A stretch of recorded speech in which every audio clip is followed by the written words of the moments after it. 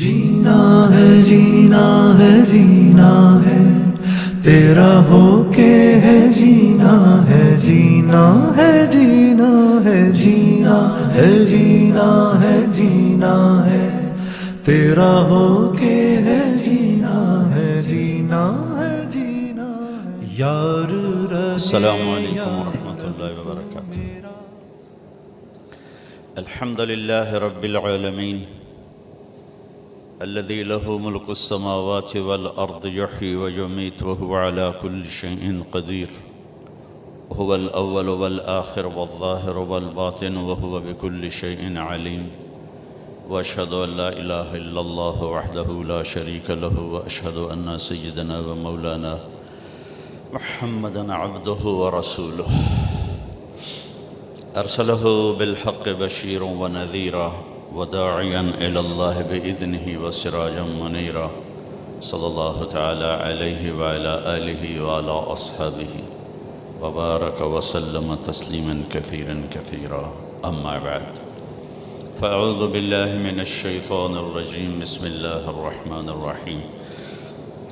أفحسبتم أنما خلقناكم عبثا وأنكم إلينا لا ترجعون، فتعالى الله الملك الحق لا إله إلا هو رب العرش الكريم۔ وقال النبي صلى الله عليه وسلم: إنكم لتموتون كما تنامون وتبعثون كما تستيقظون وتحاسبون بما تعملون، ثم إنها لجنة أبدا أو لنار أبدا أو كما قال صلى الله عليه وسلم۔ میرے محترم بھائی اور بہنوں، آج کے انسان نے اس دنیا کی زندگی کو زیادہ سے زیادہ جنت بنانے کی دوڑ لگائی ہوئی ہے، اور بنانے والے نے اس کا ڈیزائن ایسے کیا ہی نہیں۔ کافی عرصہ پہلے جب ڈیزل سستا تھا، پیٹرول مہنگا تھا، تو ہمارے پنجاب میں دھڑا دھڑ پیٹرول گاڑیوں کو ڈیزل انجن رکھے جا رہے تھے۔ ڈیزائنر نے چونکہ اس کو ڈیزائن نہیں کیا تھا تو وہ پہلے سے زیادہ مصیبت میں پڑ جاتا تھا کہ وہ اس کے خرچے اور بڑھ جاتے تھے، کیونکہ اس نے ڈیزائن کرنے والے کے خلاف ڈیزائن بنایا، تو آپ بھی تھکیا، گڈی بھی تھکی، تو پیسہ بھی اونجے دا اونجے لگا۔ خالق کائنات نے کہا ہے: اِنَّا جَعَلْنَا مَا عَلَى الْأَرْضِ زِينَةً لَهَا،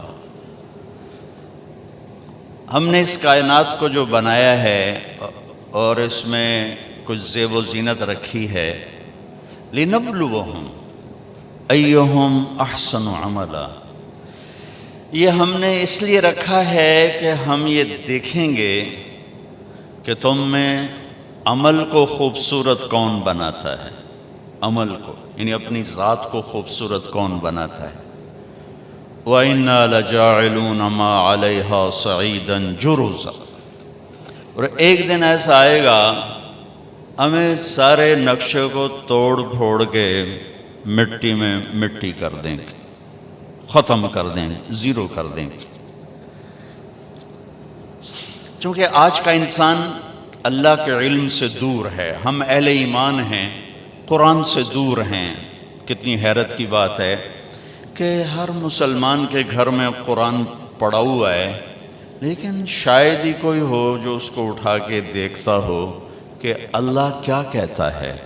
ممکن ہے پڑھنے والے، تلاوت کرنے والے 100 میں 1 2 3 ہوں، لیکن یہ کہتا کیا ہے، یہ مجھے کیا کہہ رہا ہے، یہ شاید لاکھوں میں ایک بھی نہ ہو جو روزانہ اس لیے قرآن کھولے کہ اللہ کیا کہہ رہا ہے، مجھے کچھ کہہ رہا ہے، جو اللہ کا علم ہے۔ وَتَمَّتْ كَلِمَةُ رَبِّكَ صِدْقًا وَعَدْلًا، یہ چیلنج ہے اللہ کا کہ یہ تیرے رب کا آخری کلام ہے اور ناقابل تبدیل ہے۔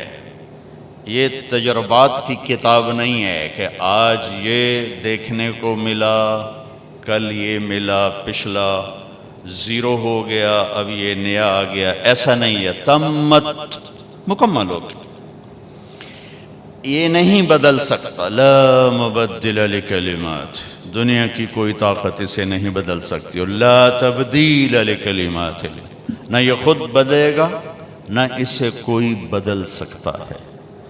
تو یہ ہماری محرومی ہے کہ گھروں میں اللہ کا کلام موجود ہے،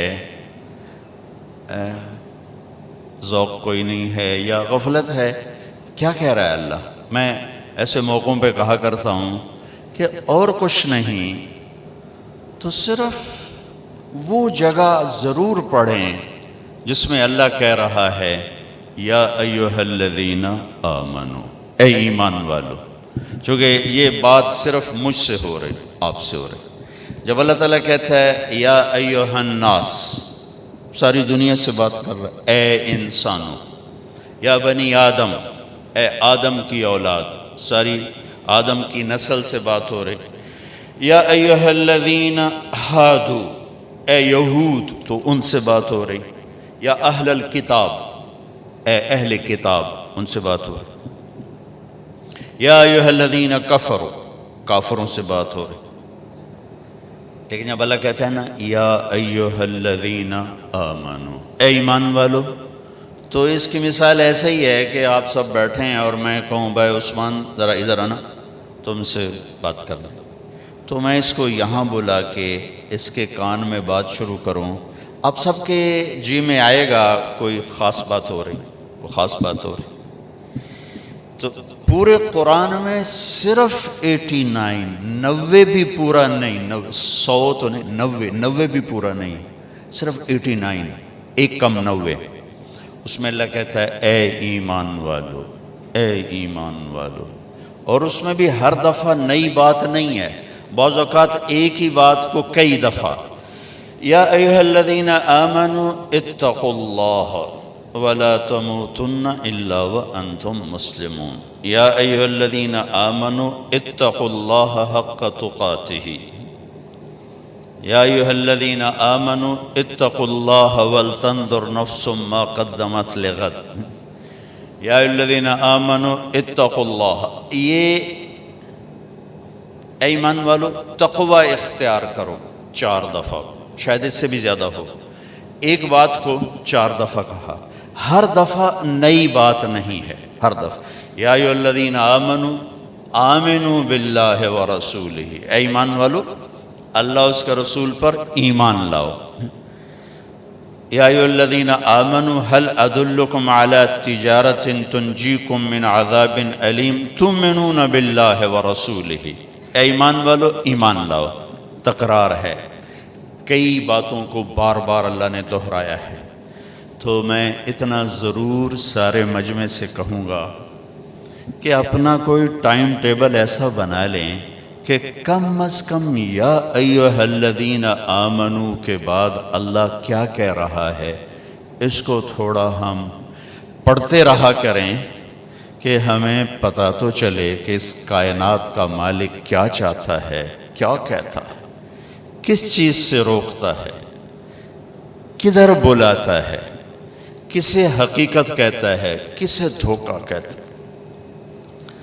تو میں یہ عرض کر رہا تھا کہ چونکہ اللہ کے علم سے دوری ہے، اللہ کے علم کا ذوق بھی نہیں رہا، تو اب اپنے علم کے مطابق چلنا شروع کیا۔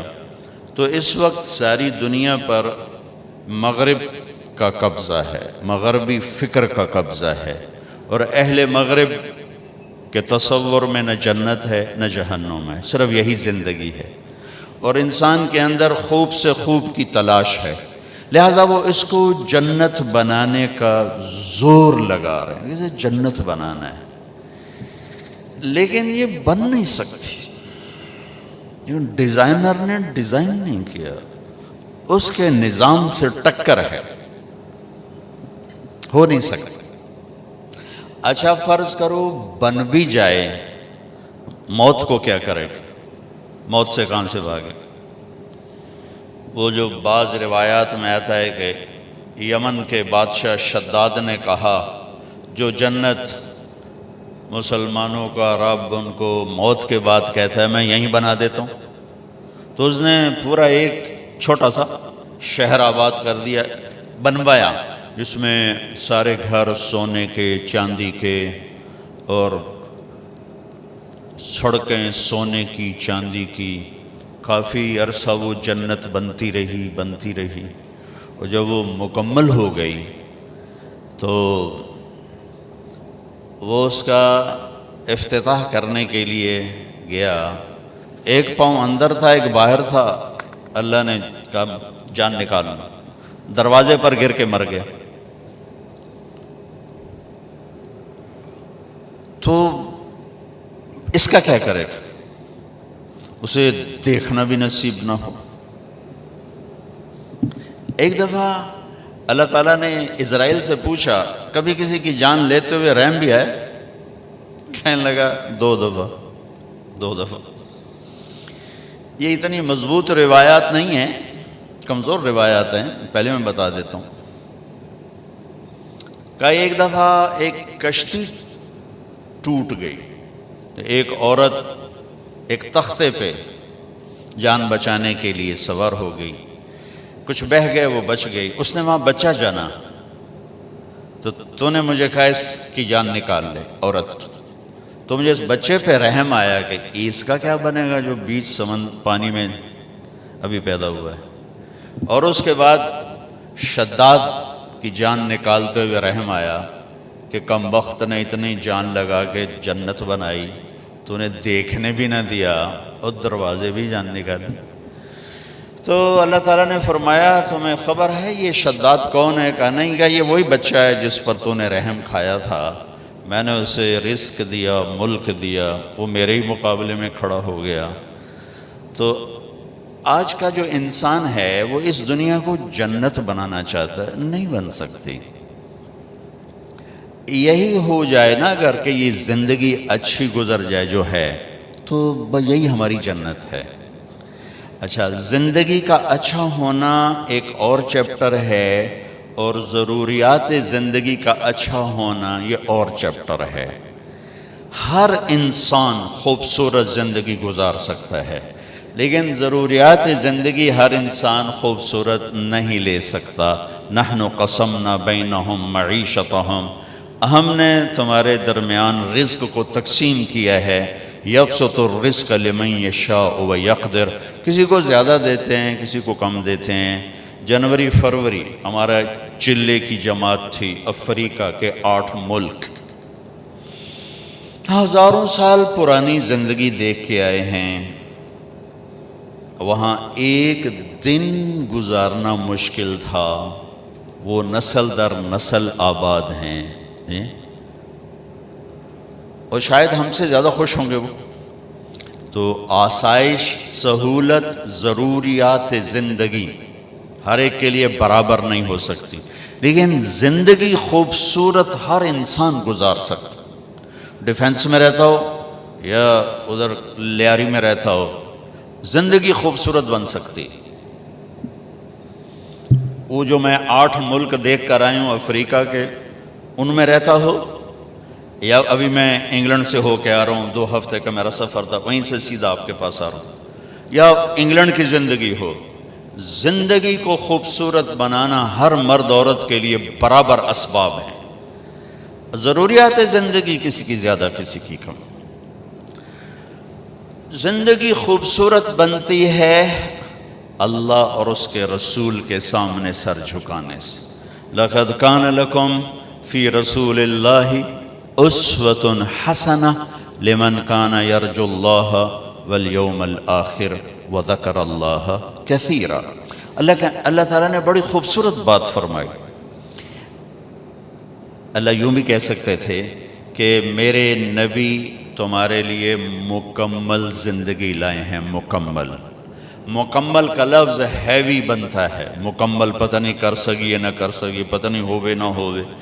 تو میرے اللہ نے کہا میرے نبی تمہارے لیے بڑی خوبصورت زندگی لائے اور خوبصورتی کی طرف دل کھنچتا ہے، خوبصورتی کی طرف دل کھنچتا ہے۔ یہ فانوس بڑے خوبصورت لگے ہوئے ہیں تو ان کو دیکھ کے اپنے آپ دل خوش ہوتا ہے۔ ہر خوبصورت چیز کی طرف دل کھنچتا ہے، وہ آواز ہو، وہ کلام ہو، وہ تحریر ہو، وہ کوئی منظر ہو، وہ کوئی شکل و صورت ہو، وہ کپڑا ہو، وہ زیور ہو، گھر ہو، گاڑی ہو، ہر خوبصورت چیز کی طرف دل کھنچتا ہے۔ تو میرے اللہ نے کہا میرے نبی تمہارے لیے بہت خوبصورت زندگی لائے۔ کائنات میں کوئی مرد عورت اگر زندگی خوبصورت بنانا چاہتا ہے تو اسے اللہ کے محبوب صلی اللہ تعالی علیہ وسلم کے پیچھے چلنا پڑے گا۔ اور پیسے سے آپ زندگی کی ضرورتوں کو خوبصورت بنا لیں گے، آپ اچھی گاڑی لے لیں گے، اچھا گھر بنا لیں گے، اچھے کپڑے پہن لیں گے،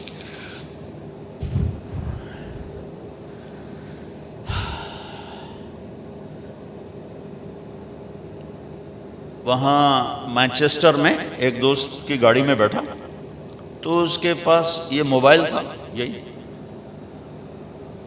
یہ موبائل، تو میں نے ایسے اٹھا لیا تو مجھے لگا جیسے یہ پیچھے سونا لگا ہوا ہے، مجھے ایسے لگا کہ سونا ہے اور ایسے ہیرے لگے ہوئے تھے چھوٹے چھوٹے۔ میں نے کہا یہ ہیرے ہیں؟ کہا جی ہاں، یہ سونے کا کور؟ جی ہے۔ میں نے کہا یہ کتنے کا ہے؟ کہا جی یہ 70,000 پاؤنڈ کا ہے۔ میں کہتا اے کم 70,000 نال کردہ پیا تو 70,000 پاؤنڈ لائن، یا تو کوئی وادھو کم کرے یا پھر تو کم ٹھیک آئی کہ جی آپ ہی گل سنا دینا، ڈائل نہ کرو آپ ہی بولنا لگ جاندہ۔ تو یہ کتنی حماقت اور بے وقوفی ہے کہ یہ 70,000 میں جو کام کر رہا ہے وہ 70,000 پاؤنڈ میں کر رہا ہے۔ تو یہ انسان یہ کر سکتا ہے، یہ ہو سکتا ہے کہ وہ اعلیٰ درجے کی چیزیں جمع کر لے، لیکن وہ زندگی خوبصورت بن جائے یہ اس موبائل سے نہیں ہوگی، اس عالی شان گھر سے نہیں ہوگی، وہ صرف جناب رسول اللہ صلی اللہ تعالی علیہ وسلم کے پیچھے چلنے سے ہوگی کہ کائنات کی سب سے حسین زندگی میرے نبی لائے، سب سے حسین ذات تھے آپ، اللہ نے ایسا خوبصورت کوئی نہیں بنایا۔ جب آپ جا رہے تھے نا، یا ٹیشو پیپر تو دے وجہ، جب آپ جا رہے تھے نا، یا یہ رومال دے دو، حج اس میں ہجرت کے سفر میں جا رہے تھے جب آپ، تو بس ٹھیک کافی یہ رہنا، تو راستے میں ایک جگہ تھی رابغ، اب اس راستے میں نہیں جو آپ جاتے ہیں پرانے راستے، وہاں بھوک لگی تو ایک خیمہ دیکھا، وہاں یہ حضرات ابو بکر کے غلام عامر بن فہیرہ اور گائیڈ عبداللہ بن عریقت، وہ مسلمان نہیں تھے، کافر تھے وہ اس وقت، اور جناب رسول اللہ صلی اللہ تعالی علیہ وسلم۔ تو وہاں ایک بڑھیا بیٹھی تھی خیمے میں، کہا ماں جی کچھ کھانے کو ملے گا؟ میں کہا بیٹا قحط کا زمانہ ہے، کچھ بھی نہیں۔ تو ایک بالکل مریل بکری کھڑی ہوئی تھی، تو آپ نے کہا میں اس کا دودھ نکالوں؟ انہوں نے کہا پتر ہے تو ماس ہی کوئی نہیں تو دودھ کتوں کرنا ہے؟ آپ نے کہا ماں جی اجازت دے دو، اگلا کام میرا ہے۔ کہا ٹھیک ہے۔ تو جو کہ ایک انہونی ہو رہی تھی نا، تو آپ کو بڑے غور سے دیکھتی رہی، تو آپ نے وہ اس کو کھینچا اور اس کو جو تھنوں کو ہاتھ لگایا تو ایسے لٹک کے نیچے آ گئے، دودھ سے بھر گئے۔ اچھا، بکری سے نکلتا ہے 1 پاؤ دودھ، ہم گاؤں میں رہتے ہیں، بکریاں ہر وقت چاروں طرف ہوتی، 1 پاؤ سے زیادہ دودھ نکلتا، آپ نے پورا برتن بھر دیا، پھر وہ ماں جی کو پیش کیا، معبد ان کا نام ہے، انہیں پیا، پھر اپنے 3 ساتھیوں کو پلایا، پھر بعد میں خود پیا، اس کے بعد دوبارہ دودھ نکال کے پھر برتن بھر دیا، لہذا اور پریشان ہو گئے۔ بکری کی عمر ہوتی ہے 7 سال، اس کے بعد وہ خود مر جاتی ہے 7 سال عام طور پر۔ یہ بکری 22 سال زندہ رہی اللہ کے نبی کے ہاتھ لگنے کی برکت، 22 برس، اور مر گئی، ذبح نہیں ہوئی، مر گئی۔ حضرت عثمان کے زمانے میں جا کے مر گئی کھڑے کھڑے۔ شام کو جب اس کا خامد آیا تو اس نے دیکھا برتن میں دودھ، کہنے لگا یہ دودھ کہاں سے؟ انہیں کہا یہ بکری سے۔ کہا تیرا دماغ خراب ہے، اتھو کتھو نکل ہے؟ وہ دے ماں سے دے اتے کوئی نہیں، دودھ کتھو آ گیا؟ اسی سے ایک برکت والا نوجوان آیا تھا، کوئی اس کے ہاتھوں میں ہی برکت تھی۔ تو کہنے لگا کیسا تھا ذرا بتاؤ؟ تو اس نے ہمارے نبی کا حلیہ بیان کیا۔ انہوں نے کہا رأیت رجلا ظاہر الوضاء ابلج الوجه حسن الخلق لم تعبه ثجلة لم تزر به سعلة أزج أقرن وصيم قصيم في عينيه دعج في صوته صحل في لحيته كثافة في عنقه سطع إن تكلم علاه البهاء وإن سكت علاه الوقار فهو أندر الثلاثة۔ سبحان اللہ، کیا خوبصورت! تو اس نے ہمارے نبی کو ایسے ہمارے سامنے کھڑا کر دیا۔ وہ کہنے لگی میں نے ایک نوجوان دیکھا، مجھے یوں لگا جیسے 14ویں کا چاند کپڑے پہن کے زمین پہ اتر آیا ہو، مجھے تو ایسا لگا جیسے 14ویں کا چاند خود ہی اتر آیا ہو کپڑے پہن گیا۔ چمکتا چہرہ، خوبصورت جسم، پیٹ بڑھا ہوا نہیں، سر کے بال اڑے ہوئے نہیں، یعنی گنجے نہیں، سر سے لے کر پاؤں تک چمکتا ہوا جسم، جدھر سے دیکھتی تھی حسین نظر آتے تھے، قسیم، جتنا دیکھتی تھی دیکھنے کا شوق بڑھتا تھا، وسیم۔ دنیا میں خوبصورت تو ہر دور میں آتے رہیں گے، وسیم اور قسیم دنیا میں ایک آیا، نہ پہلے نہ بعد۔ یوسف علیہ السلام دنیا کے سب سے حسین تھے، لیکن وسیم اور قسیم صرف ایک ہستی ہیں، ایک ہستی، وہ ہمارے نبی ہیں۔ کہ وسیم اسے کہتے ہیں جس کو جتنا دیکھا جائے اتنا دیکھنے کا شوق بڑھے، آنکھ نہ بھرے، آنکھ نہ بھرے۔ اب ایک دفعہ دیکھتے ہیں زیادہ شوق ہوتا ہے، دوسری دفعہ اس سے کم، تیسری دفعہ اس سے کم، آخر میں آپ کہتے ہیں یار ویکھو یا چھڈو پرا، ویکھو یا چھڈو پرا۔ وسیم اسے کہتے ہیں جس کو زندگی بھر دیکھو آنکھ نہ بھرے، اسے کہتے ہیں وسیم۔ اور قسیم اسے کہتے ہیں کہ جس کو جدھر سے دیکھو ہر طرف سے حسن کے جلوے ہوں، اسے کہتے ہیں قسیم۔ سر سے لے کر پاؤں کے ناخن تک، سر کے بالوں سے پاؤں کے ناخن تک جس کی ہر چیز خوبصورت ہو، اس کو کہتے ہیں قسیم۔ تو میں اس بی بی پہ قربان جاؤں، اس نے کیا وصف بیان کیا، کیا یوں لگا جیسے چاند کپڑے پہن کے آ گیا ہو، یوں لگا جیسے 14ویں کا چاند زمین پہ اتر آیا ہو۔ جدھر سے دیکھتی تھی حسن ہی حسن تھا، اور جتنا دیکھتی تھی دیکھنے کا شوق بڑھتا تھا، آنکھیں بڑی خوبصورت۔ میں ایک حدیث اور ساتھ جوڑ دیتا ہوں، آپ کی آنکھوں کے بارے میں 7 الفاظ ہیں، ادعج، اشکل، اکحل، احور، اہدب، انجل، ابرج، 7 الفاظ۔ اور ان 7 کا ایک ترجمہ ہے کہ اللہ نے کائنات میں ایسی آنکھ کسی کو نہیں عطا فرمائی۔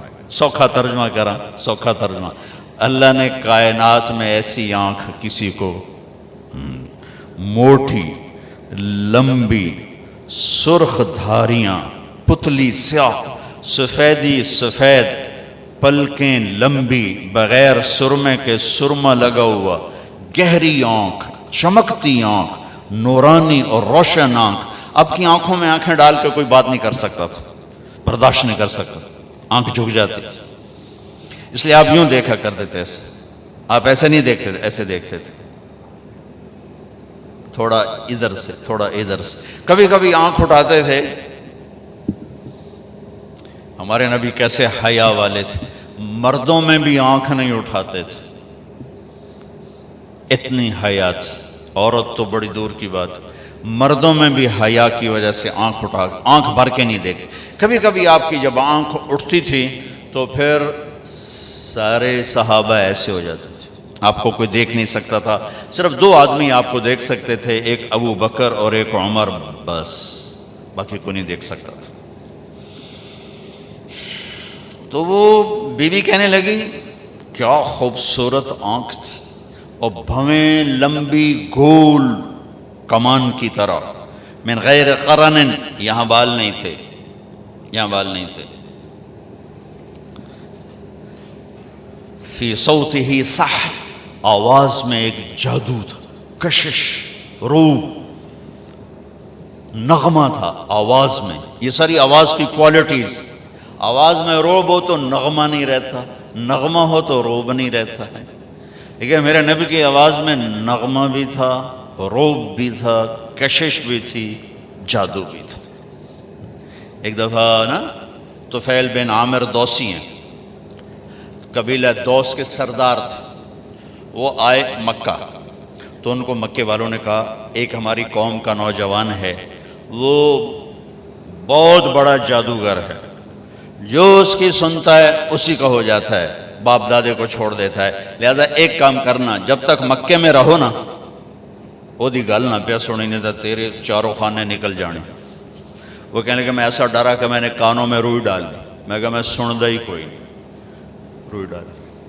کہنے لگا میں طواف کر رہا تھا تو میں نے ایک نوجوان دیکھا بڑا خوبصورت نماز پڑھ رہا، تو میں نے لوگوں سے پوچھا یہ کون ہے؟ تو ان کا ہوا وہی ہمارا جادوگر ہے۔ تو کہنے لگے مجھے خیال آیا کہ طفیل تو ایک عرب قبیلے کا سردار ہے، بچہ تو نہیں ہے، اور یہ چہرہ جادوگر کا بھی نہیں ہے، تو اس کی سن، اچھی بات ہوگی تو لے لوں گا اور غلط ہوگی تو چھوڑ دوں گا، میں کہڑا کوئی کاکا جڑا میں میرے تے دا جادو چل جاؤنا۔ کہنے لگے میں نے کانوں سے روئی نکالی اور جا کے بیٹھ گیا۔ آپ نماز سے فارغ ہوئے تو کہنے لگے میں نے پوچھا ما تقول، کیا کہتے ہو؟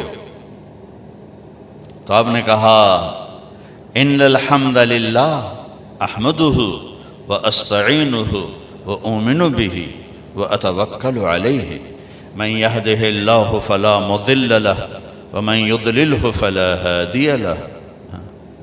چونکہ وہ عرب تھا نا، اس کلام کو سمجھتا تھا، یہ خطبے کے کلمات ہیں، لیکن میرے آپ کے لیے کوئی اس میں کشش نہیں ہے چونکہ ہم اس کی گہرائی نہیں سمجھتے۔ لیکن کہنے لگا اعد فقد بلغنا قاموس البحر، ارے نوجوان ذرا دوبارہ سنا دے، تیرے چند لفظوں نے 7 سمندر پی لیے ہیں، 7 سمندر پی لیے۔ تو آپ نے دوبارہ کہا ان الحمد للہ احمدہ واستعینہ واؤمن بہ واتوکل علیہ من یہدہ اللہ فلا مضل لہ ومن یضللہ فلا ہادی لہ۔ کہنے لگا کلمہ پر ہاتھ بڑھا، کیا کہتا ہے؟ مانتا ہوں تیری آواز میں نغمہ کھینچتی تھی آواز۔ تو وہ ماں جی کہہ رہی تھوڑی دیر میں اس نے سارا نقشہ کھینچ کے بتایا تھا کہ جب بولتے تھے ایک نور چھا جاتا تھا، جب خاموش ہوتے تھے ایک وقار چھا جاتا تھا، آنکھوں میں ایک کشش تھی، ایک جاذبیت تھی، گہرائی تھی، روشنی تھی، نور تھا، پلکیں دراز تھیں، چہرہ چاند کی طرح چمکتا ہوا تھا، یتلألؤ وجہہ تلألؤ القمر لیلۃ البدر، داڑھی بڑی خوبصورت گھنی تھی، گردن سراہی دار لمبی تھی، تینوں میں سب سے نمایاں ہستی تھے۔ تو وہ کہنے لگا ان کا خامن ابو معبد کا اللہ کی بندی، یہ وہی قریشی نوجوان ہے جس کے پیچھے سارے مکے والے لگے ہوئے ہیں، یہ اس کے ہاتھ کی برکت ہے تو لگتا ہے وہ سچا ہی نبی ہے، چل اس کے پیچھے چلیں۔ تو دونوں میاں بیوی چلتے چلتے مدینہ پہنچے اور اللہ کے نبی کے ہاتھ پر جا کے کلمہ پڑھا۔ تو اللہ نے آپ کی ذات اتنی خوبصورت بنائی، سبحان، پھر آپ کو اخلاق ایسے عالی شان دیے۔ ایک چھوٹی سی مثال دیتا ہوں، مطلب میں آپ کی طرف متوجہ ہوں. مجھے عثمان اگر کہے گا نا مولوی صاحب تو میں اتنا ہی کروں گا جی، اور اتنا کہنے سے کافی ہو گیا جی. لیکن جب ہمارے نبی پاک صلی اللہ تعالی علیہ وسلم کو کوئی بلاتا نا یا رسول اللہ، ادھر سے یا رسول اللہ، آپ نے زندگی بھر کبھی ایسے نہیں کیا. یہ بھائی بیٹھے نا، یہ مجھے کہیں جی مولوی صاحب تو میں اتنا ہی کروں گا. لیکن جب ہمارے نبی کو کوئی بلاتا یا رسول اللہ تو آپ ایسے نہیں کرتے تھے، آپ یوں کرتے تھے، پورا موڑتے تھے اس کی طرف. کوئی ادھر سے بلاتا تو آپ یوں نہیں کرتے تھے بلکہ پورا موڑ کر کہتے تھے جی. ساری زندگی لوگوں میں رہے اور ہر دفعہ یہ کیا، کبھی یوں نہیں کیا، پورا مڑ کر اس کو عزت دیتے تھے. سبحان، زندگی بھر کسی کو ایسے نہیں کیا. کبھی بلانا پڑا، دور آدمی بیٹھا ہے، ایسے نہیں کیا، پورے ہاتھ کا اشارہ ایسے کرتے تھے. جب ہمارا اردو کا محاورہ بھی بے انگلی اٹھانا، آپ ایسے کرتے تھے، کبھی ایسے نہیں کیا. آپ کی محفل کتنی ہی لمبی ہو جاتی، کبھی پاؤں نہیں پھیلایا، چوکڑی مار کے بیٹھے رہتے، کبھی پاؤں نہیں پھیلایا. سب کو عزت دیتے تھے، سب کی طرف پوری توجہ رکھتے تھے. کوئی آپ سے ہاتھ ملاتا چھڑاتے نہیں تھے جب تک وہ نہیں چھوڑتا تھا. کوئی آپ سے بات، یہاں جی میں نے آپ سے بات کرنی، آپ ایسے ہو جاتے، جب تک وہ بولتا رہتا آپ ایسے بیٹھے رہتے تھے. ادھر آ کے بیٹھا ہے یوں ہو جاتے تھے، ادھر بیٹھا ہے یوں ہو جاتے. زندگی بھر کسی کو ڈانٹا نہیں، کسی کو تھپڑ نہیں مارا، کسی کو چھڑی نہیں ماری. حنین کی جنگ میں شکست ہوگی پہلے، پھر بعد میں فتح ہوئی. تو صحابہ بھاگے. ایک صحابی کا بھاگتے بھاگتے اللہ کے نبی پر پاؤں آ گیا. بھاگ رہے تھے، اللہ کے نبی کے ہاتھ میں ایک چھڑی تھی چھوٹی سی، تو آپ نے اس کو سے چھڑی ماری. اوجعتنی، ارے تو نے مجھے تکلیف پہنچائی. ٹھیک، اچھا انہوں نے ویسٹ کوٹ نہیں پہنی ہوئی تھی، لوہے کی جیکٹ پہنی ہوئی تھی، زرہ لوہے کی زرہ پر تو تلوار نہیں اثر کرتی تھی، اور سوٹی کی اثر کرنا ہے. ٹھیک، لیکن ان کے کانوں میں آواز پڑ گئی کہ اللہ کے نبی نے کہا کہ تو نے مجھے تکلیف پہنچائی. وہ کہنے لگے میں بڑا پریشان ہوا کہ اب میری خیر نہیں، اب میرے خلاف کوئی حکم آئے گا کہ اس نے اللہ کے نبی کو تکلیف پہنچائی ہے. کہ ساری رات نیند نہیں آئی. اسی خوف میں کہ اب صبح کوئی نہ کوئی میرے خلاف وحی آئے گی. فجر کی نماز کے بعد اعلان ہوا جس کا پاؤں نبی کے پاؤں پر پڑا تھا وہ حاضر ہو جائے. میں کہا کوئی گل ہو گئی نا، ہوں تو جاونا ہے تو کوئی نہ کوئی اللہ دی طرف تیرے اتنے قانون آ جاونا ہے. کہ میں ایسے ہی کانپتا ہوا گیا. آگے اللہ کے نبی نے دیکھ کر کہا میرے دوست، کل میں نے آپ کو چھڑی ماری تھی، میں اس پہ آپ سے معافی مانگتا ہوں، اس لیے بلایا ہے. اور یہ 60 اونٹنیاں آپ کو تحفہ دیتا ہوں اس چھڑی کے بدلے میں. اب تو آپ نے معاف کر دیا ہوگا. یہ میرے نبی کے اخلاق. سبحان اللہ. وہ سوچ رہے ہیں کہ میرے اوپر کوئی اللہ کا عذاب اب آئے گا، اور میرے نبی کیا کہہ رہے ہیں، کل آپ کو چھڑی لگ گئی تھی میرے ہاتھ سے، معافی چاہتا ہوں، یہ 60 اونٹنیاں آپ کو تحفہ پیش کر دوں. یہ میرے نبی ایک خوبصورت زندگی لا. یہ بتاؤ، زندگی خوبصورت چیزوں سے نہیں بنتی، نبی کے پیچھے چلنے سے بنتی. اور میرے نبی کی زندگی کا سارا حسن آپ کے ہر ادا میں ہے، ہر ادا میں ہے. لیکن اس میں جو سب سے چیز اوپر نظر آتی ہے نبوت کے بعد، وہ آپ کے اخلاق ہے، وہ آپ کے اخلاق ہے، وہ آپ کے اخلاق. ہمارے نبی نے لمبی نمازیں پڑھیں تو اللہ نے فرمایا اتنی لمبی نہیں چاہیے، آپ درمیانے درجے کی نماز پڑھیں. ما انزلنا علیک القرآن لتشقى. آپ نے سارا مال اٹھا کے خرچ کر دیا، سخاوت بہت بڑا عمل ہے، نماز بہت بڑا عمل ہے۔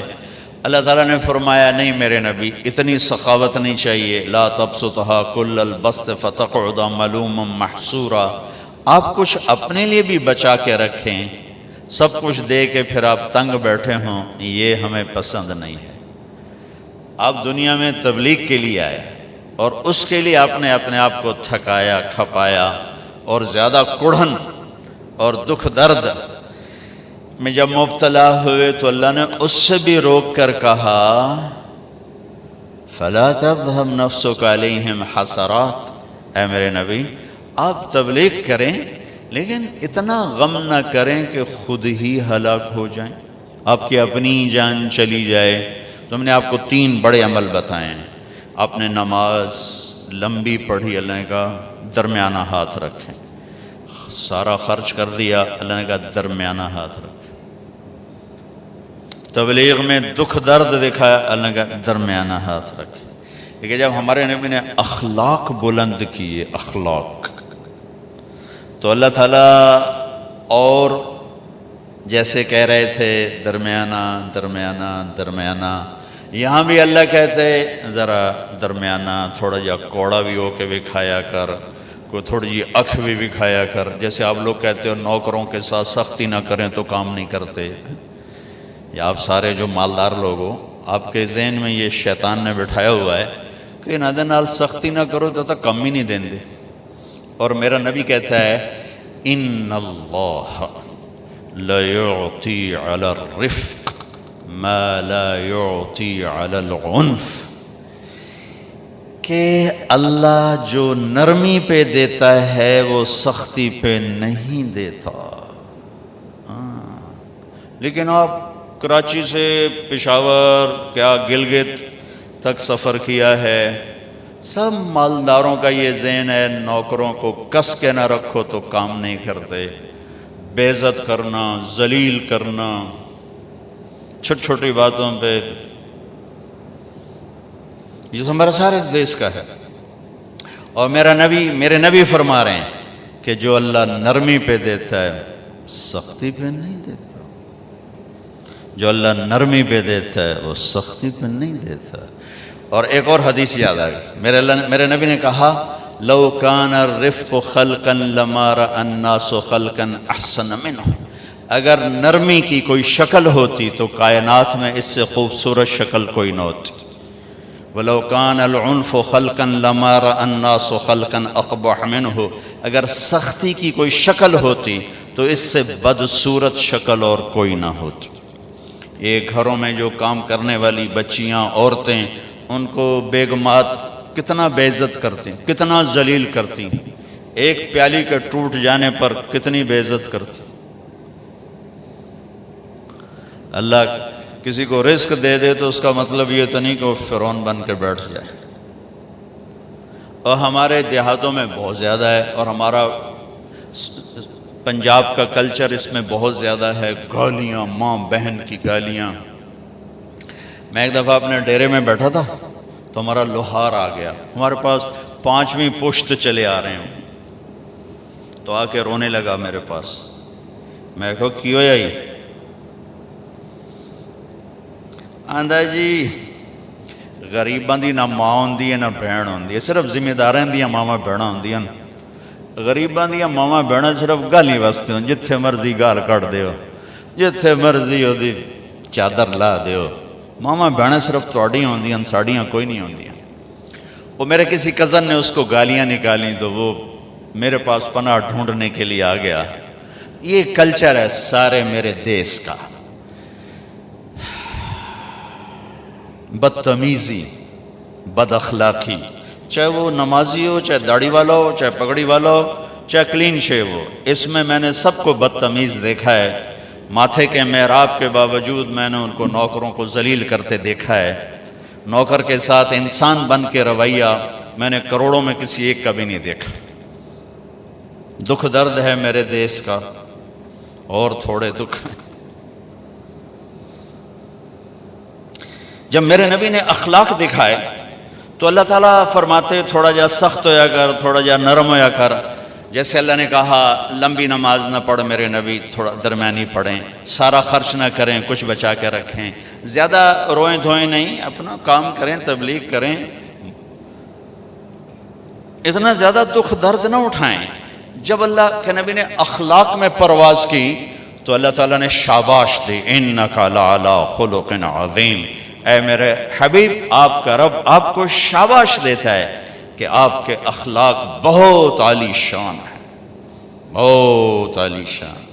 آپ انسانی اخلاق جو سوچے جا سکتے ہیں سب آپ کے تابع ہو چکے ہیں، سب آپ کے غلام ہو چکے ہیں اور آپ ان پر چھا چکے ہیں۔ اِنَّكَ لَعَلَىٰ،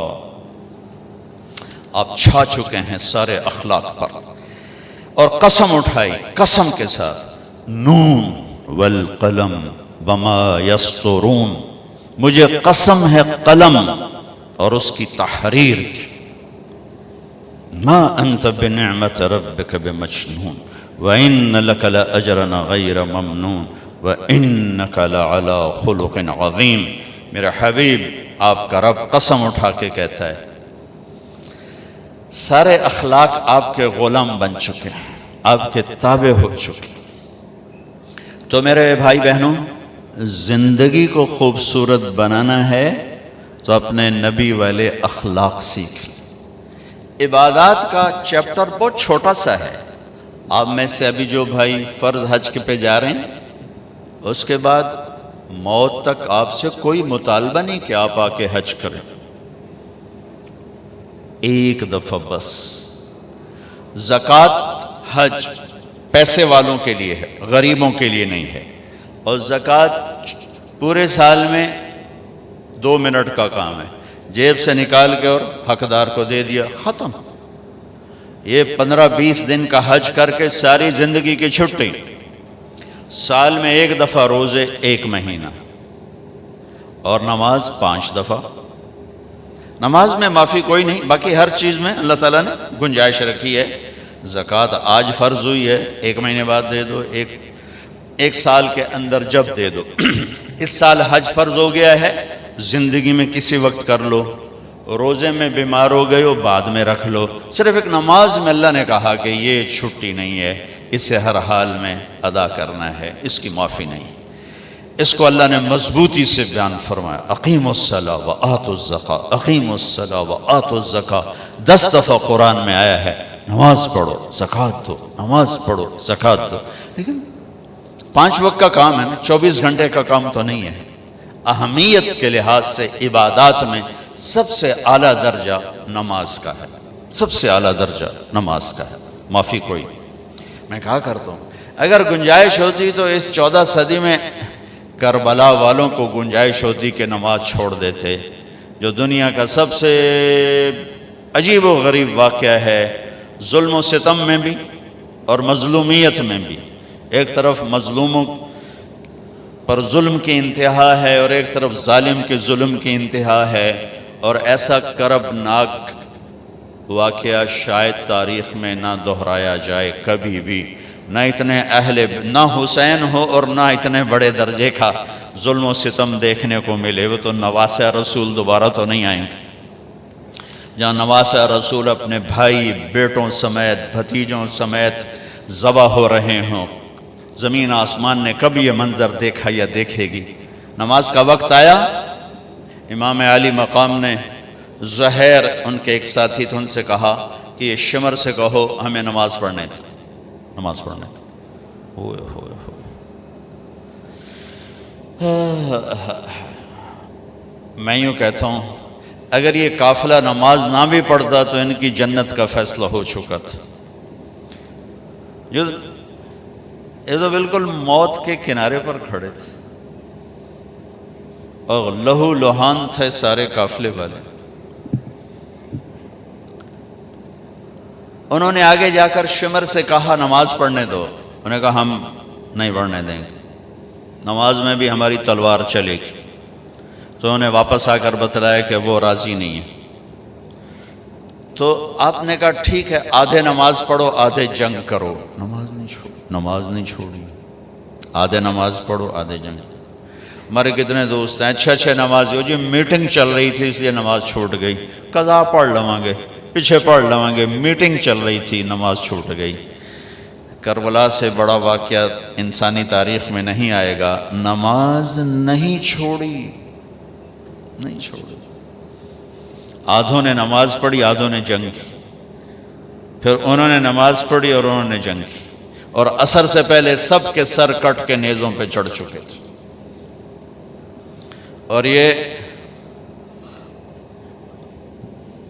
وہ شہزادے تھے جن کو اللہ کے نبی نے کہا حسن اور حسین جنت کے نوجوانوں کے سردار ہیں، اور ان کو یہ سرداری اس شہادت کی وجہ سے نہیں مل رہی، ابھی ماں کی گود میں دودھ پیتے تھے جب اللہ کے نبی نے کہہ دیا تھا حسن اور حسین جنت کے نوجوانوں کے سردار ہیں، جن کے نام اللہ نے تجویز کیے۔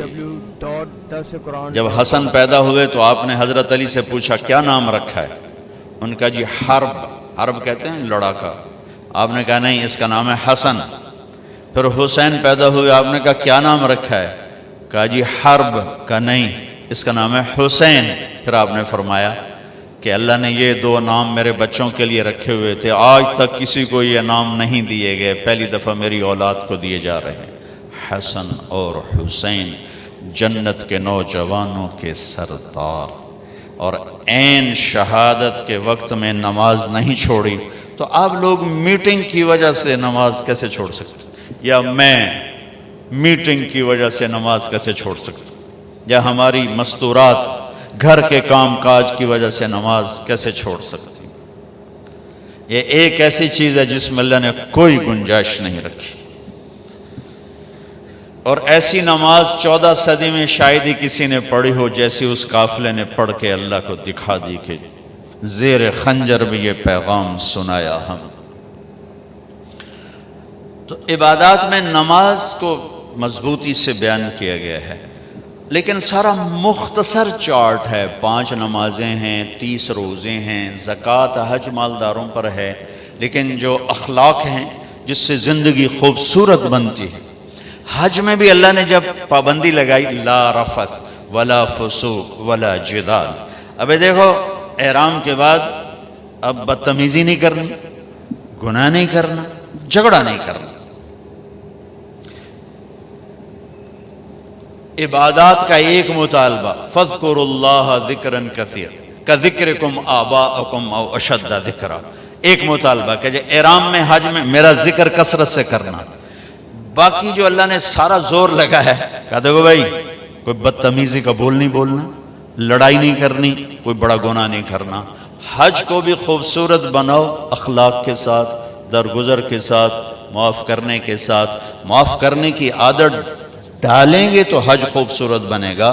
ہمارے معاشرے میں ناراضگی کو ایسے پالا جاتا ہے جیسے ماں بچے کو پالتی ہے۔ ہم اپنے غصے کو، ہم اپنی ناراضگی کو ایسے پالتے ہیں جیسے ماں بچے کو پالتی۔ بیوی کو روکتے ہیں ادھے نہیں جانا، بچوں کو روکتے ہیں ادھے نہیں جانا، بیوی کہتی ہن تسی ادھے نہیں جانا، میں لڑ کے آ گئی ہوں۔ اور ہماری بڑی چھوٹی چھوٹی لڑائیاں ہیں، بڑی چھوٹی چھوٹی لڑائیاں، بہت معمولی معمولی۔ اور یہ مکہ فتح ہو چکا ہے،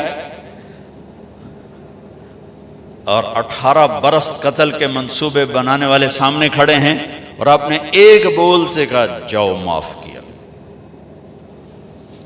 بیٹی کے قتل کا سبب بننے والے حبار بن اسود، حضرت زینب کی سواری کو برچھا مارا، وہ گریں، زخمی ہوئیں، اسی زخم میں 8 برس اس کی اس کے درد اور تکلیف کو سہتے سہتے انتقال ہوا۔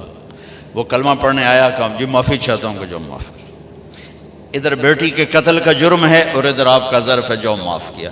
ہمارا فرد جرم کیا ہے؟ ہمیں شادی پہ نہیں بلایا، بس ہم نے تو بولنا ہی چھوڑ دیا۔ شادی پہ نہیں بلایا، بولنا چھوڑ دیا۔ ادھر فرد جرم کیا ہے؟ بیٹی کے موت کا سبب ہے، جاؤ معاف کیا۔ یہ عبداللہ بن ابی سرحہ ایمان لائے پھر مرتد ہو گئے، نبوت کے دعوے تک پہنچ گئے۔ قرآن کہنے لگے میرے اوپر بھی قرآن اترتا ہے جیسے ان پر اترتا ہے۔ اتنے بڑے بڑے فرد جرم، اور حضرت عثمان ان کو لے کر آئے، جی یہ معافی مانگنا ہے، آپ نے جاؤ معاف کیا۔ ہماری فرد جرم کیا ہے؟ ہم نے رشتہ مانگا، ہمیں رشتہ ہی نہیں دیا، ہم نے بائیکاٹ کر دیا۔ میں بیمار تھا، میں نے پوچھن ہی نہیں آیا، اسی بس گل ہی مکا چھڑی۔ یہ ہماری لڑائیاں ہیں، یہ ہمارے گھروں کے جھگڑے ہیں۔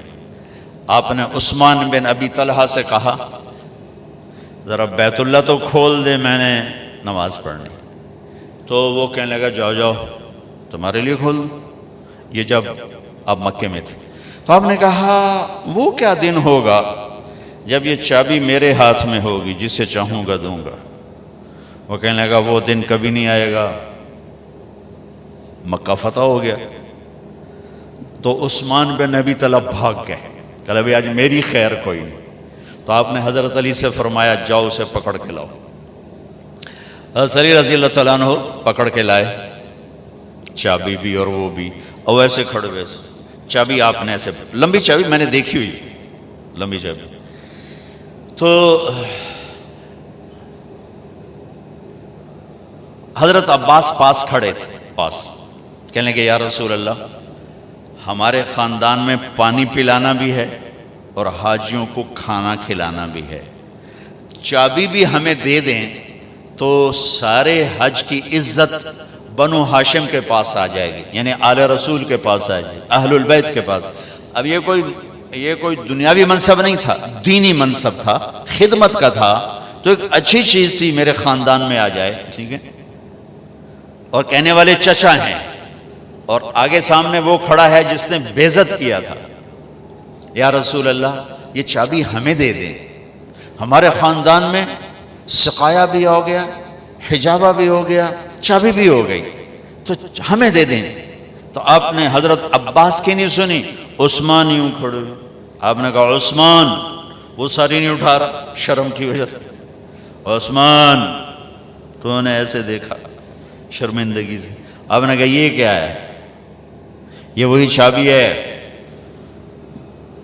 جو میں نے تمہیں کہا تھا وہ کیا دن ہوگا جس دن یہ چابی میرے ہاتھ میں ہوگی۔ خذ ہو خالدن طالد، تو نے تو میرے لیے دروازہ نہیں کھولا تھا، میں یہ چابی تیرے ہاتھ میں دے رہا ہوں، قیامت تک تیری اولاد میں رہے گی، باہر نہیں نکل۔ ہائے ہائے ہائے، واہ یا رسول اللہ۔ چھوٹی چھوٹی باتوں پہ انسان ذبح ہو رہے ہیں، طلاقیں ہو رہی ہیں، سگے بہن بھائی آپس میں ٹوٹ رہے ہیں، ماں باپ اولاد نفرت کا شکار ہیں، پڑوسی پارٹنر آگ لگی ہوئی ہے، میرے پیسے مار لیے بائی کاٹ، میں نے رشتہ مانگا بائی کاٹ، میرے سلام کا جواب نہیں دیا بائی کاٹ، مجھے پوچھنے نہیں آیا بائی کاٹ، مجھے شادی پہ نہیں بلایا بائی کاٹ، ہم سے مشورہ نہیں لیا بائی کاٹ۔ یہ میری آپ کی لڑائیاں ہیں، اور ایسی ہیں کہ نفرتوں کی آگ بھڑک اٹھی ہے، آسمان کا پانی بھی بجھانے میں ناکام ہو رہا ہے۔ کیا میرے نبی نے معاف کر کے دکھایا ہے۔ اور آپ مکے کا کفر دیکھیں، مکے کا کفر، آخری نبی سے ٹکر لی، اتنا بڑا کفر تھا، آخری نبی سے ٹکر لی،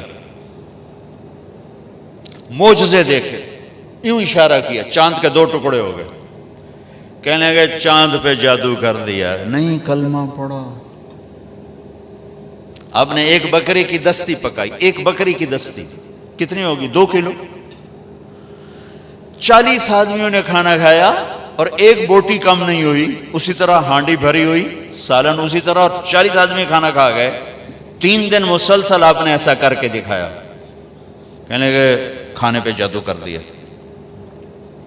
قدم قدم پہ معجزے دیکھے، انکار انکار انکار، بدر میں فرشتوں کو اترتے دیکھا، انکار، خندق میں ہوا نے ان کے خیمے اکھاڑ دی، انکار، 10,000 کا لشکر مکے میں داخل ہوا، انکار۔ جو سب سے زیادہ دشمنی میں آگے تھے ابو سفیان رضی اللہ تعالیٰ عنہ، جو بعد میں کلمہ پڑھا، ٹھیک۔ اب انسانی فطرت کا تقاضا یہ ہے کہ آپ مکے میں داخل ہوتے ہی فرماتے ابو سفیان کی گردن اڑا دی جائے، لیکن آپ نے مکے میں داخل ہونے سے پہلے اعلان فرمایا کہ جو ابو سفیان کے گھر میں پناہ لے گا اسے کچھ نہیں کہا جائے گا، جو اپنے گھر میں پناہ لے گا اسے کچھ نہیں کہا جائے گا، جو بیت اللہ میں پناہ لے گا اسے کچھ نہیں کہا جائے گا۔ وہ قتل کے منصوبے بناتے رہے اور یہ یوں عزت دیتے رہے. یہ میرے نبی کی خوبصورت زندگی ہے. اگر میں اور آپ زندگی خوبصورت بنانا چاہتے ہیں تو یہ بنگلوں سے، کپڑوں سے، گاڑیوں سے نہیں بنے گی، میرے نبی والے اخلاق سے بنے گی، جس میں درگزر کرنا سب سے اعلیٰ درجے کی چیز ہمیں نظر آتی. معاف کیا، جاؤ معاف کیا. آپ سوئے ہوئے ہیں، ایک بدو نے آپ کی تلوار اٹھائی اور یہاں ماری، آپ اٹھ کے بیٹھ گئے تو اس کے ہاتھ میں تلوار یوں سیدھی کی، من یمنعک منی، کون بچائے گا؟ تو آپ مسکرائے. آپ نے کہا اللہ، تو اس کا ہاتھ کانپا، تلوار گر گئی. تو آپ نے یوں تلوار اٹھا گئی، یوں سیدھی کی، تجھے کون بچائے گا؟ کہنے لگا میں تو ہی بچاؤں. تو آپ نے کہا کلمہ پڑھتے ہو؟ کہنے لگا نہیں پڑھتا. کہا جاؤ معاف کی. جب وہ کلمہ نہیں پڑھ رہا تھا تو اس وقت تو قتل کر دیتے کہ میں نے قتل کرنا آیا. اگر نہیں میں نہیں پڑھتا. کہا جاؤ معاف کی. مکے سے طوائف آئی، طوائف، سارا اس کا نام تھا، سارا گانے والی، ناچنے والی، اور آگے مدینے پہنچ گئی. کہنے لگی فاقو مر گئی ہوں میری مدد کر. اللہ کے نبی سے کہہ رہی گانے والی، ناچنے والی، فاقو مر گئی ہوں میری مدد کر. تو آپ نے کہا کلمہ پڑھتی ہو؟ آپ نے کہا کلمہ پڑھتی ہو؟ کہنے لگا نہیں پڑھتی. نہیں پڑھتی. کفر، ناچنے والی، گانے والی، ٹھیک ہے. کلمہ پڑھتی ہو؟ کہا نہیں پڑھتی. تو آپ کہتے ہیں نو کنو پھاتے باہر کر دو. نہیں. تو آپ نے کہا میں اپنی خاندان والوں سے کہتا ہوں اس عورت کی مدد کرو. اپنے خاندان میں اپنے خاندان سے کہتا ہوں اس عورت کو بھر دو. یہ اپنا خاندان کیوں کہا؟ سب صحابہ سے کیوں نہیں کہا کہ کسی کے جی میں یہ نہ آئے کہ طوائف کی مدد کر رہے ہیں، لہذا اپنے خاندان سے کہا میرے گھر والے اس کی مدد کرو، اور اس کو بھر کے بھیجا. یہ میرے نبی کے اخلاق ہیں. آپ کھانا کھا رہے ہیں، ایک مدینے کی طوائف گزری، اس نے نا آپ کا مذاق اڑانا چاہا، کہا بڑا نبی بنتا ہے کسی کو کھانے کا ہی نہیں پوچھتا. تو آپ نے کہا آ جا. حالانکہ آپ کہتے ہیں انہوں 2 لتر مارو تو دفع کرو. یہ طوائف ہو کے کی گل کر رہی.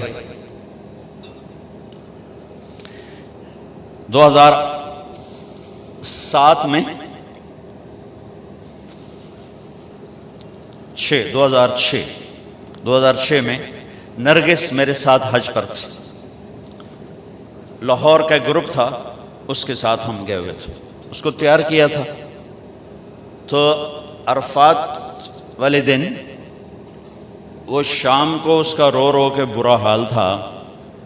کیا پتہ چلا کہ وہ میٹرس نہیں بچھاتے یہ لوگ جو حج ٹور والے ہوتے ہیں، وہاں 3-4 خواتین بیٹھی تھیں، وہ بھی جا کے بیٹھ گئی. تو انہوں نے اس کو طوائف اور رنڈی اور کیا کچھ کہہ کر وہاں سے اٹھا دیا اور بے عزت کیا، بہت زیادہ بے عزت کی. تو اس کو اتنی مشکل سے سمجھا بجھا کے اس کو نرم کیا. میں نے کہا میں اب کس کے سامنے رونا روں. یہ وہ جگہ ہے جہاں میرا اللہ کہتا ہے اتنے گناہ لے کر آؤ جتنے بارش کے قطرے ہیں معاف کر دوں گا، اتنے لے کر آؤ جتنے ریت کے ذرے ہیں معاف کر دوں گا، اتنے لے کر آؤ جتنے درختوں کے پتے ہیں معاف کر دوں. تو ایک طوائف کے پاس اتنے گناہ تو نہیں ہیں کہ وہ بارش کے قطروں سے زیادہ ہو جائیں، یا ریت کے ذروں سے بڑھ جائیں، یا درختوں کے پتوں سے بڑھ جائیں. لیکن نفرت نفرت نفرت نفرت انسان ہی نہیں سمجھتا. ایک ہوتا ہے پیسے کا تکبر، وہ بھی بڑا خوفناک ہے. ایک ہوتا ہے نیکی کا تکبر، یہ پیسے سے زیادہ خوفناک ہے. میری گل ذرا کان کھول کے سنیں آجے. ایک پیسے کا تکبر ہے، یہ بھی بڑی بھڑی شے ہے، لیکن نیکی کا تکبر اس سے بھی زیادہ ہوتا ہے. یہ آدمی کو ایسے ہی گراتا ہے اللہ کی نظروں سے جیسے بڑے بڑے گناہوں سے انسان اللہ کی نظروں سے گرتا ہے۔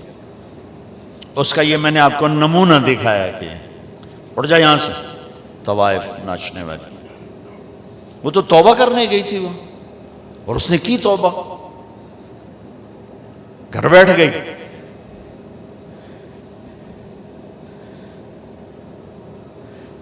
ہماری نفرتوں نے بڑے بڑے ہیرے ہم نے ضائع کر دیے۔ نسیم وکی ایک اداکار ہے، اس کی والدہ فوت ہو گئی، میں اس کا جنازہ پڑھانے گیا تو سارے اداکار ہی تھے، 250-300، تو میں نے سب کو بٹھا لیا۔ عجب ان کے حلیے حال تھے، کس ماحول میں، ہر گناہ اس ماحول میں ہوتا ہے جس میں وہ ان کی زندگی گزرے، ہر گناہ۔ میں نے ان سے کوئی 20-25 منٹ بات کی، میں نے اتنا کسی کو روتے نہیں دیکھا جتنا وہ نوجوان روئے، ہچکیوں۔ میں نے تھوڑی اللہ کے نبی کی وفات بیان کی، حضرت علی مقام امام حسین کی تھوڑی سی سیرت بیان کی۔ ایک نوجوان ایسا تڑپ کے روتا تھا، اس نے مجھے، میں دیکھو میں اب رو رہا ہوں، اور جنازے کے بعد میں گاڑی میں بیٹھا اور ریمنڈ تک میں روتا ہی گیا کہ کیسے کیسے ہیرے ہماری نفرتوں نے تباہ کر دیا۔ کنجر کنجر کنجر، رنڈی طوائف طوائف۔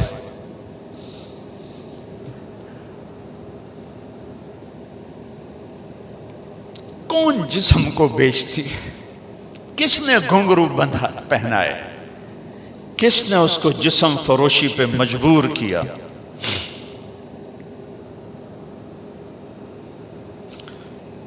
یہ کوئی عورت کی فطرت تھوڑا ہی ہے کہ اپنا جسم بیچنے کے لیے منڈی میں آ جائے، اپنے جسم کی نمائش کے لیے گھنگرو باندھے۔ یہ تو نچوانے والے میاں صاحب، سیٹھ صاحب، چودھری صاحب، سردار صاحب، ان کی کلغی سفید رہی، اس کے ماتھے پہ طوائف کا داغ لگا، موت بھی نہ دھو سکی۔ میرا ضلع ملتان ہے، 1818 میں رنجیت سنگھ نے ملتان فتح کیا تھا، مظفر خان سے حکومت چھینی، شہید ہوئے، تو اس نے 3 بازار حسن بنائے، ایک ملتان میں، ایک کیروڑ پکا میں، ایک تلمبا۔ تلمبا میرا ہوم ٹاؤن ہے، میرے گاؤں سے 3 کلومیٹر۔ آج سے کوئی 10 سال پہلے میں نے وہاں، مجھے خیال آیا کہ یہ اگر قیامت کے دن انہوں نے گریبان پکڑ لیا کہ ساری دنیا میں تبلیغ کی اور ہمیں آ کے نہ بتایا تو ہم تو مارے گئے۔ وہاں طوائفوں سے ملنا شروع کیا، ان کو کبھی گھر بلایا، کبھی ان کے پاس۔ جب پہلی دفعہ ان سے ملاقات ہوئی تو ہمارے ایک ساتھی نے کہا، بیٹیو ہم آپ پہ عزت کی چادر ڈالنے آئے ہیں۔ ایک چھوٹا سا جملہ ہے، ایک جملہ، ہم آپ پہ عزت کی چادر ڈالنے آئے ہیں۔ تو وہ ایسے روئیں جیسے کوئی دکھوں کا مارا روتا ہے، کہنے لگی یہاں تو کپڑے اتارنے آتے ہیں لوگ،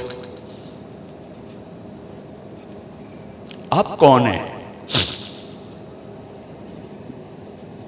جو ہم پہ چادر ڈالنے آئے ہیں؟ یہاں تو لوگ کپڑے اتارنے آتے ہیں۔ کپڑے اتارنے والے اسی طرح میاں صاحب ہیں، ان کی عزت میں کوئی فرق نہیں آیا، وہ طوائف بن گئی۔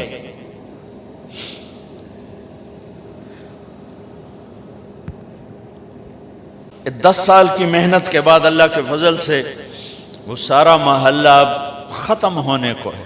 کتنی بچیوں کی شادی ہو گئی، توبہ کر گئیں، کتنیوں کے میں نے وظیفے لگا دیے کہ وہ کہا جی جب تک ہماری شادی نہیں ہوتی پھر ہمیں کوئی روٹی پانی کا انتظام کر دو، اور کتنوں کے پیغام آتے ہیں کہ جی کہیں ہماری شادی کروا دیں، ہم یہ گندا کام اب نہیں کرنا چاہتے۔ نفرت کرنا کون سا مشکل کام؟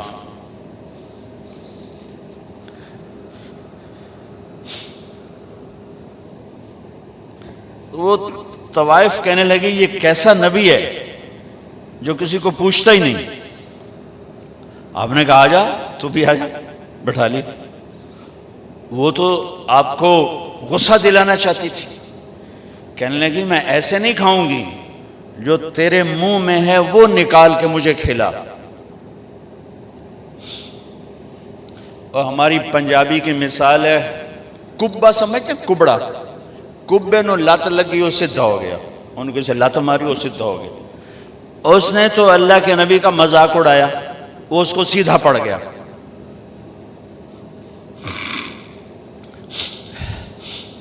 جب اللہ کے نبی کا لعاب اس کے منہ میں جب گیا تو کیا ہونا تھا؟ جو ہی آپ کے منہ کا نوالا اس کے منہ میں گیا، اس نے وہیں کلمہ پڑھ لیا اور مدینے کی حیادار پاک دامن عورت بن گئی۔ میرے بھائی بہنوں، زندگی کی خوبصورتی حج سے نہیں ہوگی، نماز سے نہیں ہوگی، روزے سے نہیں ہوگی، ذکر و تلاوت سے نہیں ہوگی۔ ہاں، یہ ہماری فاؤنڈیشن ہے، ہماری بنیاد بنے گی۔ بنیاد کے بغیر عمارت نہیں بنتی۔ اگر زندگی کو خوبصورت بنانا ہے، اس میں حج بھی ایک عمل ہے، تو اپنے اخلاق خوبصورت، نبی والے اخلاق سیکھیں۔ آپ کا گھر خوبصورت، آپ کا زندگی کا سفر خوبصورت، آپ کی اولاد آپ سے خوش، آپ اپنی اولاد سے خوش، آپ کی بیوی آپ کو دعائیں دے گی، آپ اپنی بیوی کو دعائیں دیں گے۔ اگر نبی والے اخلاق زندہ ہو جائیں تو ساری زندگی میں بہار آ جائے، بہار آ جائے۔ محل میں رہ کر بھی مزہ ہے، جھونپڑے میں رہ کر بھی مزہ ہے، کیونکہ زندگی احساسات کو کہتے ہیں، کپڑوں زیور کو زندگی نہیں کہتے۔ جب احساسات ٹوٹتے ہیں پھر کوئی چیز خوش نہیں کرتی۔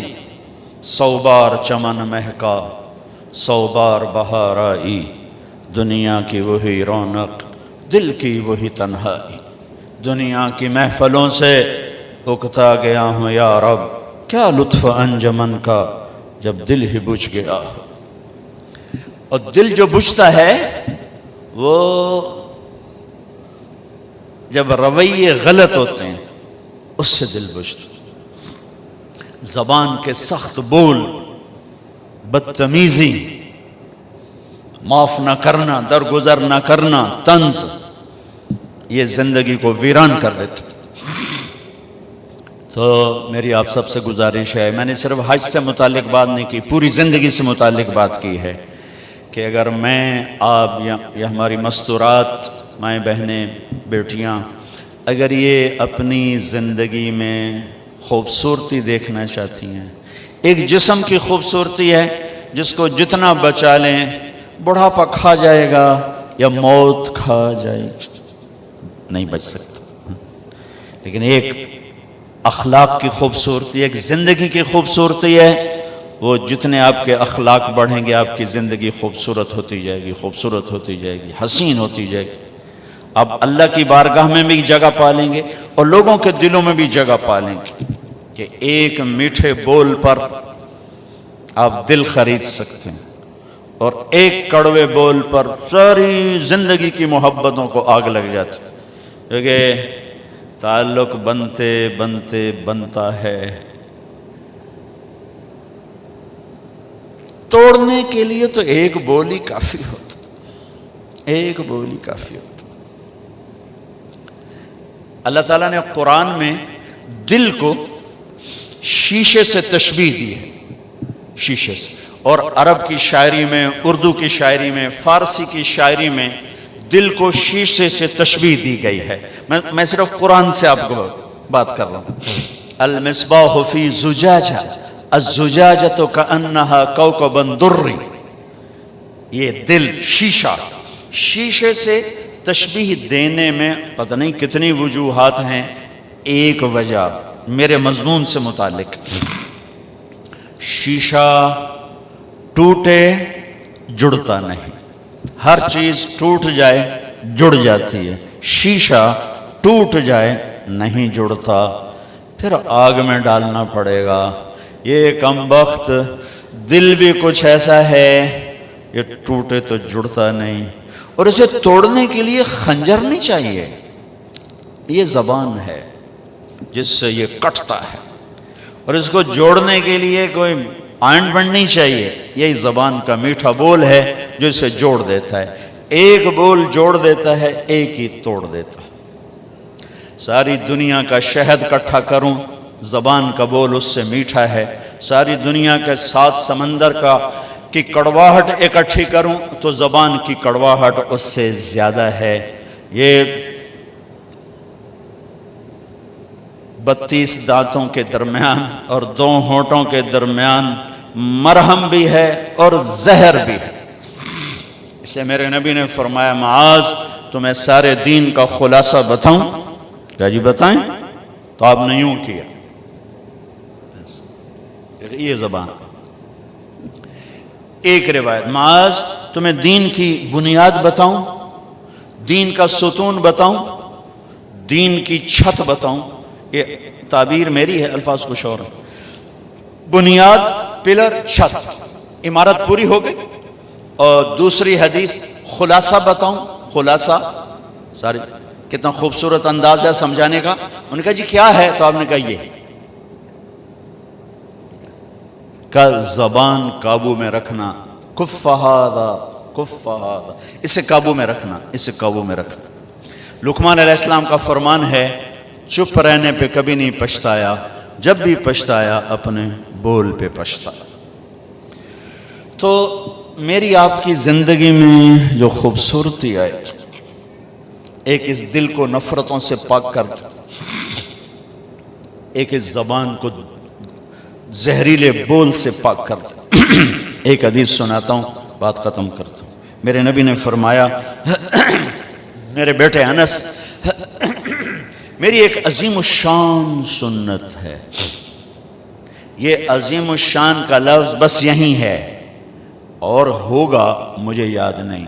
میں نفی نہیں کرتا ہوں، لیکن جتنا مجھے یاد ہے اس کی نفی ہے کہ میری یادداشت میں یہ لفظ صرف یہیں آ رہا ہے کہ میرے بیٹے انس، میری ایک عظیم الشان سنت ہے۔ یہ داڑھی بھی سنت ہے، پگڑی بھی سنت، یہ سفید لباس بھی سنت، سیدھے ہاتھ سے کھانا بھی سنت، شادی کرنا بھی سنت، کمانا بھی سنت، لیکن عظیم الشان سنت صرف ایک جگہ مجھے یاد ہے، کسی اور جگہ بھی ہو سکتا ہے، کہ میرے بیٹے انس، میری ایک عظیم الشان سنت ہے، اور جو میری اس سنت سے پیار کرے گا مجھ سے پیار کرے گا، اور جو مجھ سے پیار کرے گا جنت میں میرا ساتھی ہوگا۔ کتنی بڑی بات ہوگی، ایک سنت پر، ایک سنت پر۔ کہ جی کیا ہے؟ کیا ہے کہ یا بنی ان استطعت ان تصبح وتمسی ولیس فی قلبک غش لأحد فافعل۔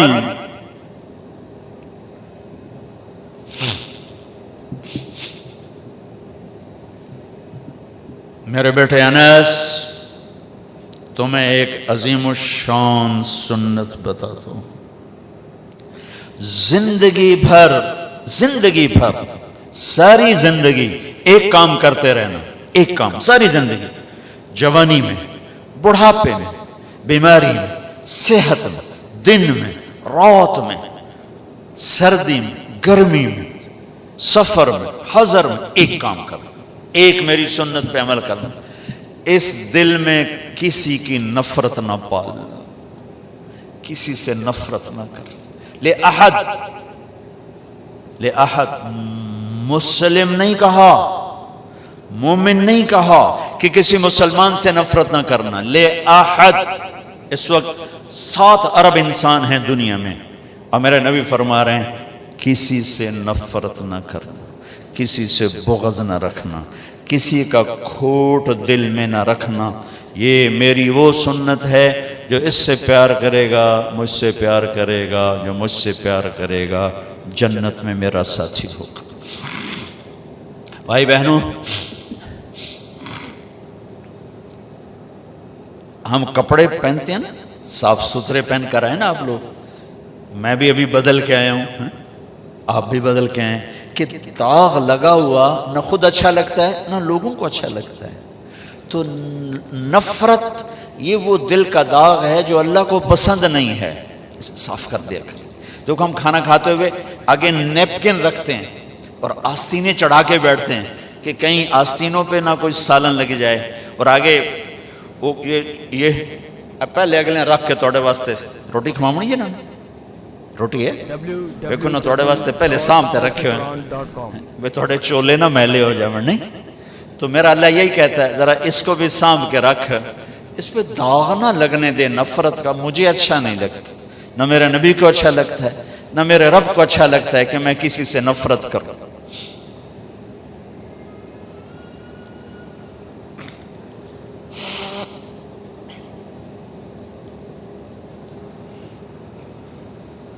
یہ میرے نبی کی خوبصورت عظیم الشان سنت. آپ لے لیں, میں لے لوں, یا مستورات لے لیں, یہ ہمارے ریکارڈنگ والے لے لیں, وہ کھانا کھلانے والے لے لیں. اس دل کو صاف کر. تصبح و تمسی, اس میں اشارہ ہے کہ نفرتیں آئیں گی, بغض بھی آئیں گے, انہیں دھونا ہے, انہیں دھونا ہے. مرتے دم تک دھوتے رہو, دھوتے رہو, دھوتے رہو. موج کرو, جنت میں جانے والے بنو کہ یہ ایک دل میں کسی کی نفرت نہ آئے. یہاں سے گالی چغلی شکایت نفرت کا بول نہ ہو تو انشاءاللہ حساب ہی سوکھا ہو جائے گا. شاید اللہ بغیر حساب ہی آگے کے جا, تو نے میرے بندوں کے ساتھ پیار کیا, چل میں بھی کرتا. ایک اور حدیث یاد آ کے بعد ختم کرتے ہیں. آپ نے فرمایا ایک آدمی اللہ کی بارگاہ میں پیش کیا گیا, پہلی امتوں میں تاجر آپ لوگ بیٹھے ہوئے ہیں, تو فرشتوں نے کہا بھائی کوئی نیکی بھی کھا. وہ کہنے لگا میں تو ویلا, میرے پلے کا شا کوئی نہیں.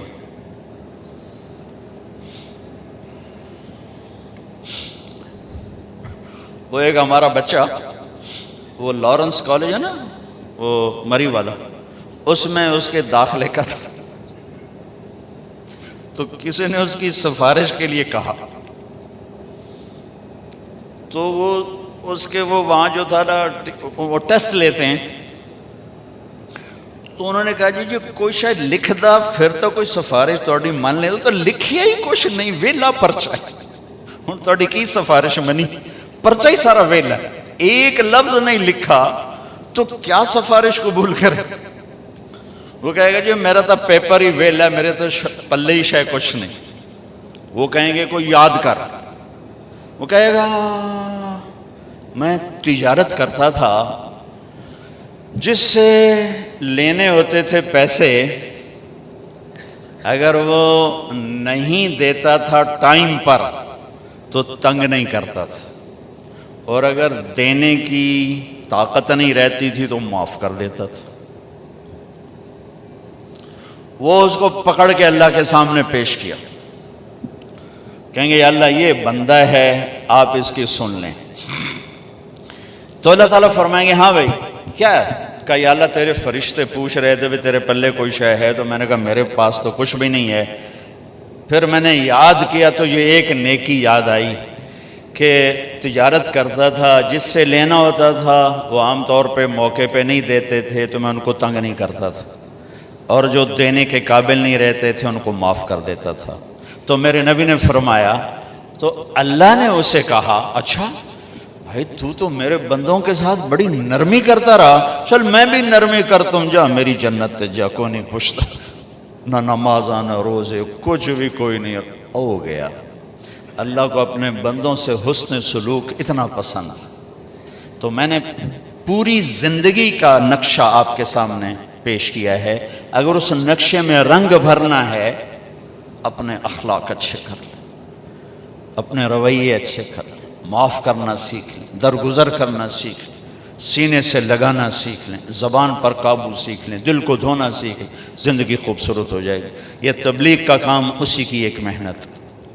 میں آپ سے زیادہ نہیں کہتا, آپ ہر مہینے 3 دن لگایا کریں تبلیغ میں, آپ کو پوری زندگی میں انقلاب محسوس ہوگا اور پوری زندگی کا رخ اللہ کی طرف پھر جائے گا. اگر آپ انشاءاللہ کرتے رہیں گے اور اپنے 24 گھنٹے کی زندگی میں ایک نماز کو زندہ رکھیں اور منفی رویوں کو پازیٹیو کر دیا کریں, نیگیٹو کے سامنے نیگیٹو. میں نے ایک ریسرچ پڑھی کہ جو لوگ پازیٹیو سوچتے ہیں ان کو جم جانے کی ضرورت نہیں ہے، ان کے جو پازیٹیو میسیجز ہیں وہ ان کو فریش کرتے رہیں گے، اور جو لوگ نیگیٹو سوچتے ہیں ان کو جم جانے کا فائدہ کوئی نہیں، جتنے مرضی چال این بنڈل بنڈل ہونا دا کھ نہیں بڑھنا، کہ اندر نفرت ہی نفرت بھری ہوئی، وہ باہیں ڈنڈ کٹ ڈنڈ باہیں بیٹھکاں کٹ ڈنڈ، انہاں دے پلے کھ نہیں پڑھنا، وہ اندر سے نفرت نکالیں گے تو کچھ جا کر پازیٹیو نظام چلے گا۔ تو بھائیو پازیٹیو سوچیں، مثبت سوچیں، مثبت بولیں، معاف کرنا سیکھیں، اللہ بھی معاف کرے گا۔ لوگوں کے عیب چھپانا سیکھیں۔ ہم میں کون ہے جو پاکیزگی کا دعویٰ کرے یا قسم اٹھائے؟ ہم سب نفس و شیطان کے مارے ہوئے ہیں، اس کی مہربانی ہے، اس نے ستاری کی چادر ڈالی ہوئی ہے، تو ایک دوسرے کے سامنے بیٹھے ہیں، ہمارے پردے اٹھا لے، شاید ہر کوئی اپنے آپ کا گلا گھونٹ کے مر جائے، یہ اس کا کرم ہے۔ اگر اس جہان میں اپنے عیب چھپانا چاہتے ہو تو لوگوں کے عیب چھپایا کرو، اللہ آپ کے عیب چھپائے گا۔ لوگوں کی برائی مت کرو، اللہ آپ کی برائیوں کو معاف کرے گا۔ لوگوں کو معاف کرنا سیکھو، اللہ آپ کو معاف کرے گا۔ تو سارے بھائی بہن اس کی نیت بھی کرو، ارادے بھی۔ السلام علیکم۔ www.darsulquran.com مست رہوں، سرشار رہوں، ہوش رہے نا مجھ کو کسی کا، تیرا مگر ہوشیار رہوں۔ اب تو رہے بس تا دم آخر